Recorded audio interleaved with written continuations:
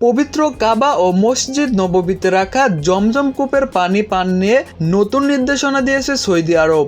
দেশটির হজ ও ওমরা মন্ত্রণালয় বলেছে, পবিত্র এই পানি পানের সময় নিজের মধ্যে শান্তবোধ রাখতে হবে এবং এই পানি পানের সময় আল্লাহর সন্তুষ্টি চাইতে হবে। খবর গালফ নিউজের। হজ ও ওমরা মন্ত্রণালয় বলেছে, কাবা ও মসজিদে নববীতে যখন কেউ জমজমের পানি পান করবেন তারা যেন অবশ্যই আল্লাহর নাম স্মরণ করেন, ডান হাতে পানি পান করেন এবং পরিষ্কার পরিচ্ছন্নতা বজায় রাখেন। তারা আরও বলেছেন, এই পানি পানের সময় জায়গা পরিষ্কার রাখার স্বার্থে মেঝেতে পানি ফেলা থেকে বিরত থাকার পরামর্শ দেওয়া হয়েছে। এছাড়াও জমজমের পানির ট্যাপ ছেড়ে অজু না করতেও অনুরোধ করা হয়েছে। নির্ধারিত জায়গায় পানি পানের পর কাপগুলো যথাস্থানে রাখা, ঠেলাঠেলি না করা, ভিড় এড়িয়ে চলা ও ভদ্রতা বজায় রাখার জন্যও মুসল্লিদের অনুরোধ করেছে হজ ও ওমরা মন্ত্রণালয়।